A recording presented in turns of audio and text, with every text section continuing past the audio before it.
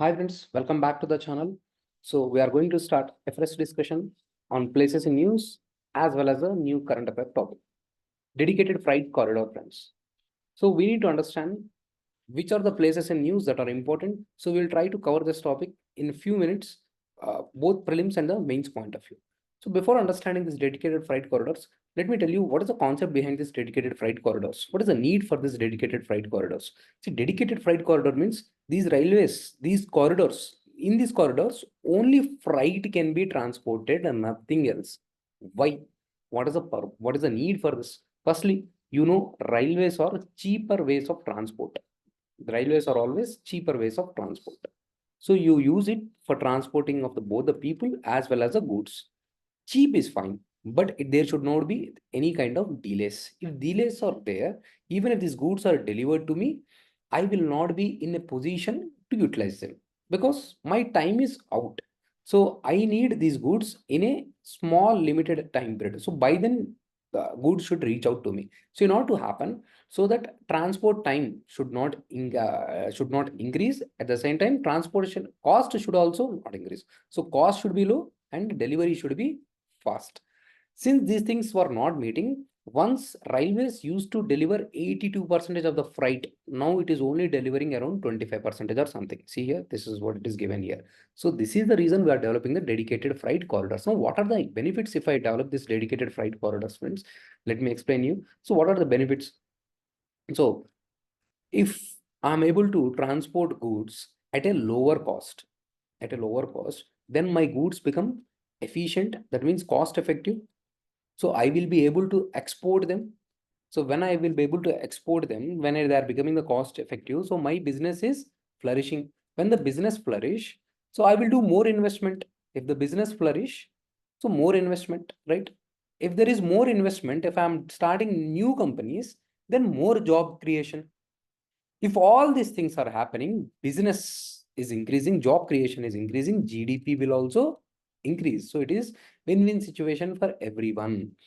Then now if I'm able to transport more amount of goods at a lower cost in a railways, so this will also bring down my inflation cost as well. So currently the logistics, the overall cost of logistics is 16% of the GDP. For simply saying, if the cost of product is 100 rupees, 16% is because of the logistics only. While this is 10% for the China. If I can reduce this, it would be much more efficient. So our national logistic policy also says to reduce this cost from 16% to 10% to make our goods more competitive so that exports can also happen. So these are the requirements of the dedicated freight corridors. So initially we had two corridors, east corridor and the west corridor. Now what? Okay, I have understood the need.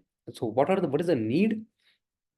See this in we have for the railways, we have golden quadrilateral. Okay, that means linking the four important major cities. So this is the golden quadrilateral, and there are also two diagonal projects linking the Delhi to Chennai and the Mumbai to Howrah. But the same routes are also used for the carrying of the freight also. This is delaying my goods to be delivered as well as the increasing the cost of my uh, product. The reason is the more delays happens, obviously the cost of production will increase. And also the same railway routes, if I'm using for both the passenger traffic as well as the goods traffic, there is a overutilization of the capacity of these railway lines. So it is overutilized to up to 150%. Then accidents can also happen.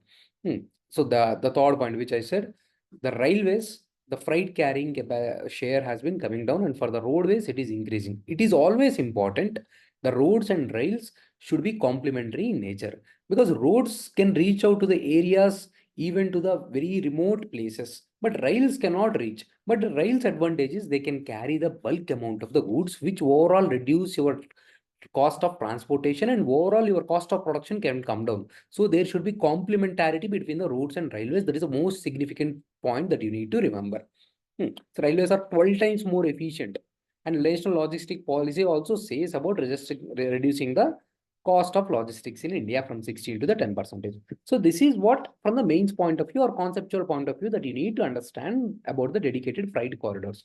Now, what should I understand from the prelims point of view?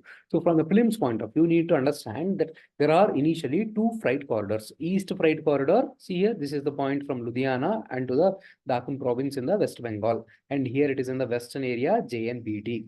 So in they will ask which are the locations that are being connected by the Eastern Dedicated Freight Corridor. That then they will ask you, give you these locations: Ludhiana, Punjab, okay, and then to the finally it will be connecting you to the Dankuni province of the West Bengal. And from where are we getting the loan? From World Bank. And what is the distance? 1,875 kilometers. See here, Eastern Dedicated Freight Corridor has more kilometers than the Western Dedicated Freight Corridor. And who is funding it? Japan is funding it. So another important prelims point. And these are also the places in the news. So these things should not be dissected, should be studied in an integrated manner so that you will be able to retain things.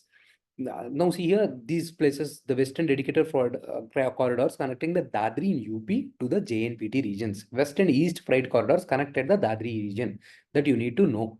Now the three more new corridors has been proposed in the last year's budget, not this year budget. So these corridors, East Coast Corridor connecting the Kharagpur to the Vijayawada. This East to West corridor, like this, it is divided into two parts.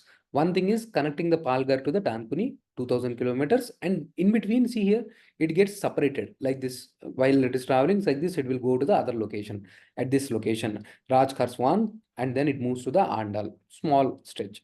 Okay, and then connecting the regions Vijayawada to the Itarsi. This is the 975 kilometers. The shortest is the north-south, and the longest is the east-west sub-corridor one that you need to know. These are still in the proposal state, and the money required for this is 2 lakh crore.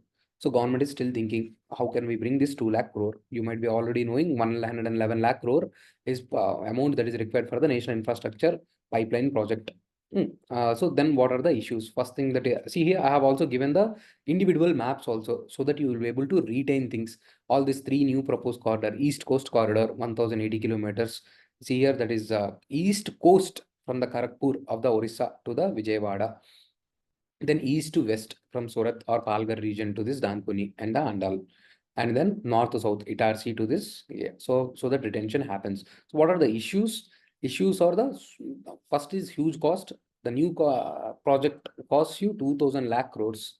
And again, these west and east freight corridors all comes under this Indian Railways. Currently, it is coming under the Ministry of Railways. So there is no freedom and autonomy. So again, business not business friendly. There is a difficulty. Now, how do you maintain proper standards for the west freight corridor, east freight corridor, all these north and south corridor? Maintaining the standards are also important. So there is a proper transport from this place to this place can also happen, but that is not the case. West dedicated freight corridor has the double stacked containers, while the east dedicated freight corridor has the single stacked containers. So seamless movement of things is very not possible here. See here, and also while acquiring the land, totally 10,000, more than 10,000 cases are pending on these corridors. So land acquisition is again a problem. If land acquisition is delayed, the overall project will be delayed. If the delays are increasing, then it will cost of funding will increase because of the project delays and the project overruns, cost overruns. So the cost will also increase, and all this corridors are planned under the electrical track system. This is also increasing the cost. So these are the issues that you need to know. See here, I have given the cases, totally 10,000 cases that are pending. Just have an idea. Average land acquisition cost has increased 54% after a new law to 2 crore per hectare. Okay, so that is the point. In the recent budget, this is the current affair. In the 2024 interim budget, government said we'll come up with the 3 more new corridors. That is sector based: energy corridor, mineral corridor, and the cement corridor. Currently, we are having the regional corridors. No, this is a sector-based corridor. Okay, guys. I hope the content is clear. I have whatever in the little video you have got the content both from the prelims and the mains point of view.